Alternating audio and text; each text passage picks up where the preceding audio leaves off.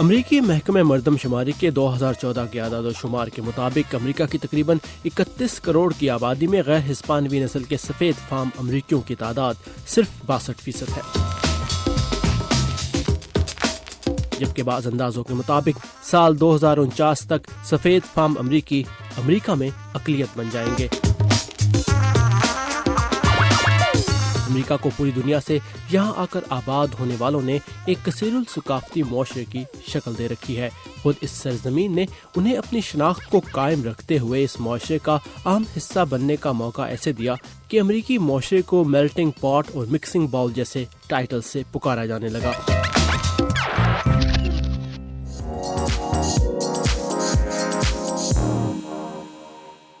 इसकी खूबसूरत झलक देखने को मिलती है अमेरिका भर में होने वाले मुख्तलिफ मुल्कों के सकाफती मेलों में।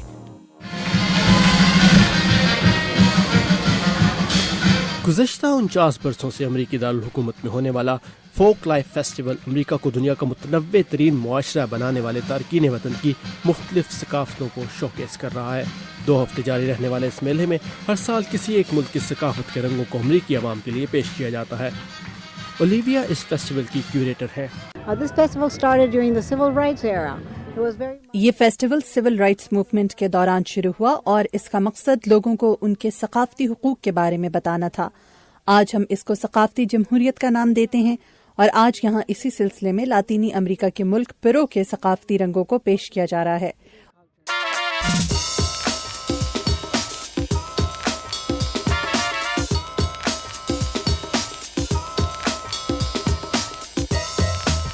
Welcome to Peru. लेकिन आज जनूबी अमेरिका का मुल्क पेरू मौजूद है वाशिंगटन डीसी यानी अमेरिकन कैपिटल में। स्मिथसोनियन फोक लाइफ फेस्टिवल हर साल मुख्तलिफ मुल्कों की सकाफत को यहाँ लेकर आता है और अमेरिका का वो चेहरा दिखाता है जो बहुत मुतनव्वे है, यानी मिक्सिंग बाउल।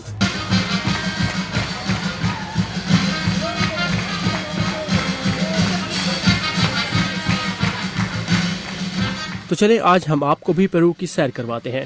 शुरू करते हैं पेरू के सकाफती रक्स से। अभी हमने निहायत खूबसूरत डांस देखा जिसका नाम था Saroha and to tell us more about इसके बारे में मजीद पूछते हैं डेजी से, जो खास तौर पर ये रक्स लेकर पेरू से आए हैं। Yo soy Daisy Rivadeneira, directora de Cultura. Nice, आप समझ गए, मुझे तो कुछ समझ नहीं आया, so we didn't get it. Sorry. और मजे की बात यह है कि डेजी अंग्रेजी नहीं बोल सकती, इसलिए हमें मारिया बताएंगी कि वो क्या कह रही हैं। ये सरोहा डांस है जो हिस्पानवी आबादकार किया करते थे। जब वो स्पेन से आए थे वो दिन भर अपने घर और चर्च तामीर करते थे और आखिर में इस डांस और गीत के जरिए ये इजहार करते थे कि वो स्पेन को कितना याद करते हैं और वहाँ के मकामी लोगों की जुबान में इसे सरोहा कहा जाता है, तो इस रक्स का नाम भी यही पड़ गया।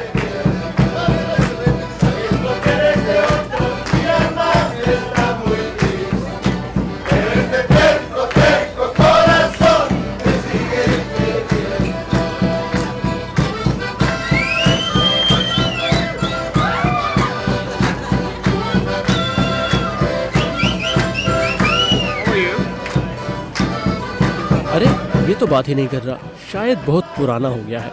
जी हाँ, पेरू की कदीमी रवायात में इस तरह के रंग बिरंग पुतले और मास्क भी शामिल हैं जो आजकल पेरू की तकरीबात का भी खास हिस्सा है और उनकी कहानी भी निहायत दिलचस्प है। ये मास्क और पुतले लकड़ी, कपड़े और चमड़े के बने हुए वो भूत हैं जिनकी मौजूदगी की जड़ें 1200 सदी ईस्वी में पेरू के इंका कल्चर में मिलती हैं और उस वक्त से लेकर अब तक ये पेरू की सकाफत का एक अहम हिस्सा बन चुके हैं।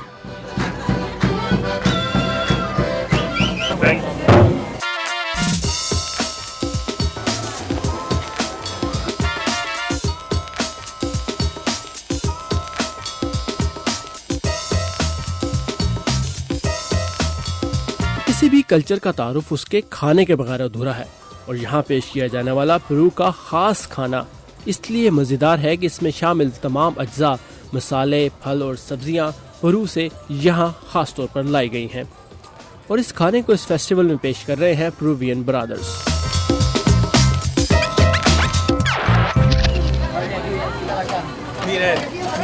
Mire este chicharrón, pues, miren este chicharrón de primera. traído del Perú. आप पेरू से सबसे खास क्या लेकर आए हैं? Obviously, the meat and the fish are. गोश्त और मछली के अलावा सब कुछ हम यहाँ अपना कल्चर खाने के जरिए पेश कर रहे हैं। हमें इस फेस्टिवल में खाना पेश करने और इसकी तैयारी करने में 5 महीने लगे। Getting ready for 5 months.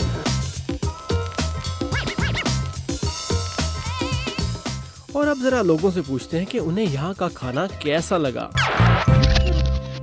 Alright, so you just tried Peruvian food. What's your first reaction to it? Tan delicioso. Very good.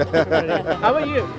It's wonderful. It's बहुत मजेदार। इसका जायका और पेश करने का अंदाज, खास तौर पर मसाले और सब्जियां और सबसे ज्यादा अवोकाडो बहुत ही मुख्तलिफ और मजेदार।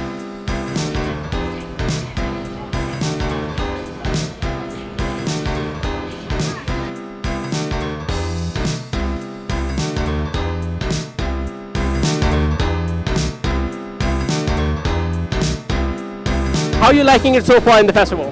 I love it. It's great seeing इतने सारे मुख्तलिफ लोगों और सकाफतों को एक साथ देखकर खुशी होती है। Lots of interesting things for the children. It's kind of cool that you can come down to the. ऐसे लगता है जैसे आप किसी दूसरे मुल्क में हैं। हम खुशकिस्मत हैं कि यहाँ मौजूद हैं और इस मेले को बहुत एंजॉय करें। Really amazing. We do see their culture and it was really nice, amazing. Olivia कहती हैं कि इस फेस्टिवल का मकसद भी यही है कि लोग एक दूसरे को समझें, जानें और एक दूसरे के करीब आएं। जब वो आपस में घुल मिल जाते हैं तो यही चीज़ अमेरिका को द मिक्सिंग बॉल बनाती है।